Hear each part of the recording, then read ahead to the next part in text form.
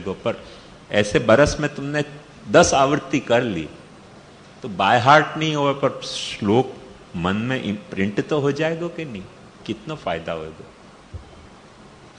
और इन पाठन में पाछे एक बात समझ के, अपरस को नियम नहीं है, ये सर्वोत्तम स्तोत्र है, तो ऐसे स्वरूप के जो पाठ हैं उनमें अपरस के नियम है। ये पाठ तो सब ऐसे पाठ हैं कि अपन सोने के पहले चाहे तो कर सकें, जगने के पहले चाहे तो कर सकें, सॉरी जगने के वक्त कर सकें नहा के तो कर ही सकें, तो फिर भी नहीं करें। अपने आखिर सिस्टम करप्ट कर दी है।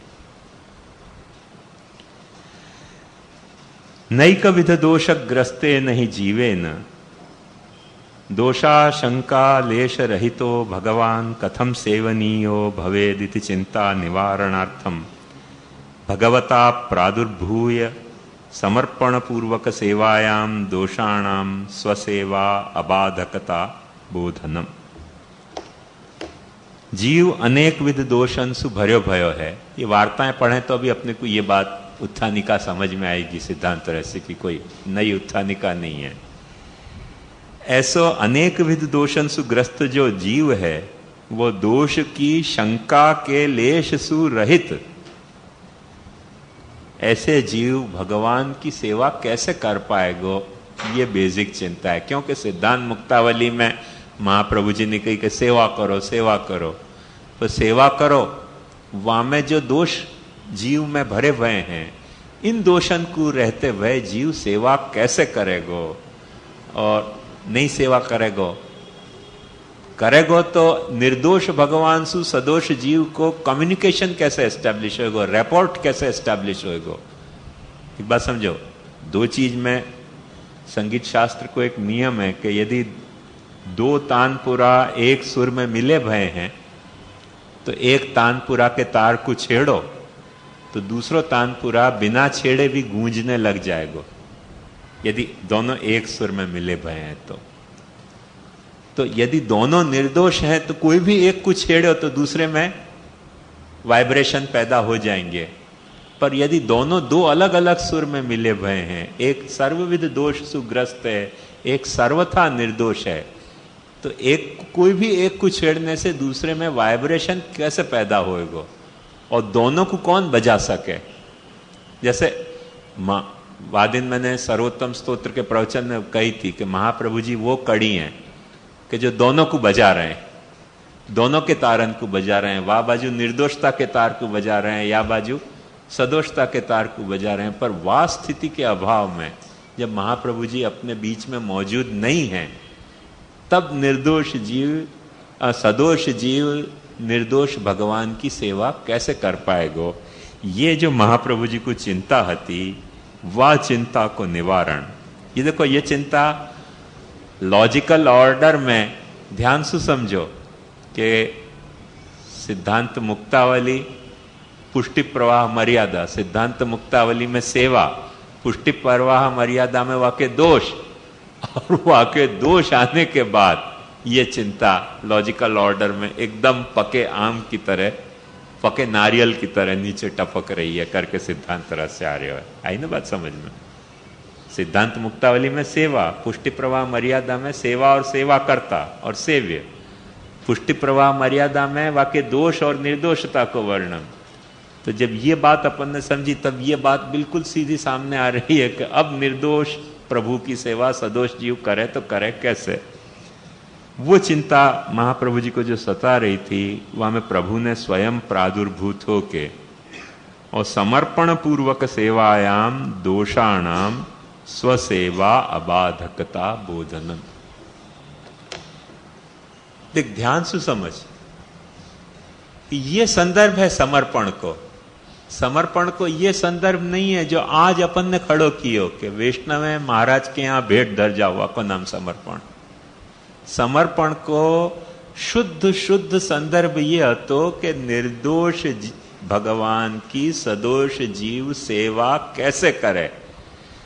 ये एक बात भूले चुके भी तुम्हारे दिल में स्थिर रह गई ना, तो ये सारी भ्रांतियां सिर्फ या पॉइंट पे एकदम जैसे सरोता से सुपारी कट जाए ना, ऐसे कट सके। ध्यान से समझो, कि निर्दोष प्रभु की सदोष जीव सेवा कैसे कर सके, करो तवा में सेवा में रिपोर्ट कैसे होएगो, संवाद कैसे होएगो, स्वीकार्य और ऐसो स्वीकार्यता कैसे सिद्ध हो पाएगी, वह चिंता के निवारणार्थ प्रभु ने प्रकट हो के क्या आश्वासन दियो कि समर्पण पूर्वक सेवा करने पे ये समर्पण सेवा, ये दोष सेवा में बाधक नहीं रह जाएंगे।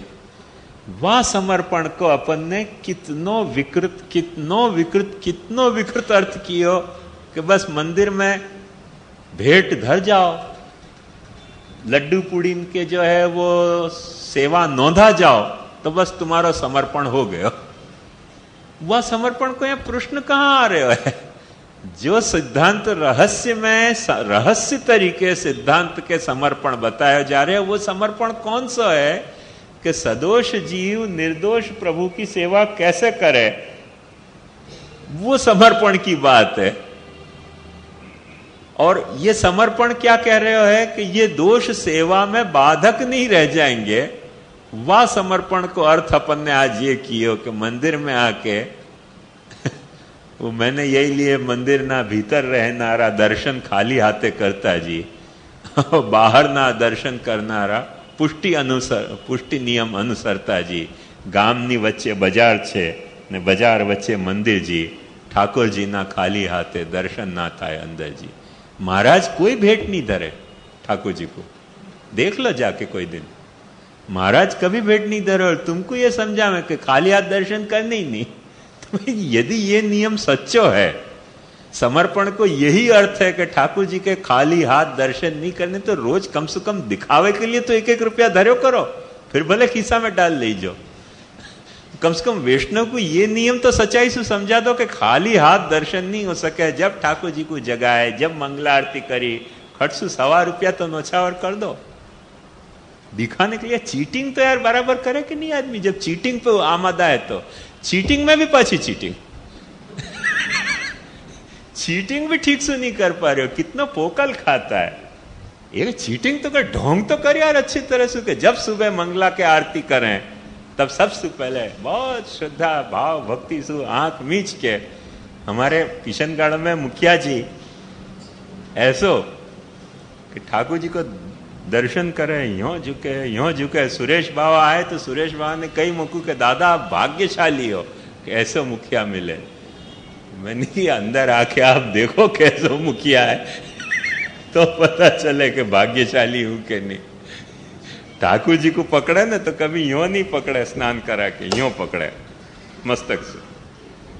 इतना गुस्सा वाकू ठाकुर जी पे कि झटक दे कि पानी जो है वो अंग वस्त्र में नहीं चले जाए पाछो। तो पानी सब झटक दे और फिर झटका लगाओ, पानी छूटो नहीं कि यों कर दियो ठाकुर जी, अब अंग वस्त्र कर दो। दर्शन खुलते ही आरसी कुछ सीना से लगावे, यों झुके यों करे। सुरेश बाबा प्रभावित हो गए कि दादा आप भाग्यशाली हो, कैसा मुखिया मिल जाए। मैंने कहा अंदर आओ, एक वक्त अंदर आओ तब पता चले कैसा मुखिया मिले। ये मंदिर ना दर्शन करना, सुरेश बाबा के ही एक मंदिर में एक मुखिया जी ने सांवरे हो गए ठाकुर जी, तो बहुत दिन प्रॉब्लम हुई। तो ट्रस्टी गुस्सा हो रहे थे तो नया मुखिया उनने रख दियो, हटाओ पुराने मुखिया को, स्नान भी नहीं करावे बरसन सु। तो ठाकुर जी सांवरे हो गए तो वह मुखिया ने बहुत दिन कोशिश करी ट्रस्टी के इंस्ट्रक्शन से, कोई तरह से ठाकुर जी गोरे हुए। जब गोरे भय नहीं तो ले चक्कू एक दिन सब कचरा छील दियो ठाकुर जी के श्रीअंग से। ट्रस्टी सब खुश हो गए, कहो नए मुखिया जी कितने सुंदर है, ठाकुर जी कैसे चम चम चमक रहे हैं। सुरेश बाबू से माथे पे हाथ धर कर क्या करना, क्या लाने का। तो ये तो ट्रस्टी भ्रष्टियन ने ऐसा काम बिगाड़ा किया है कि भगवान मालिक है। क्योंकि बैठक के मुखिया जी ने बात बताई हो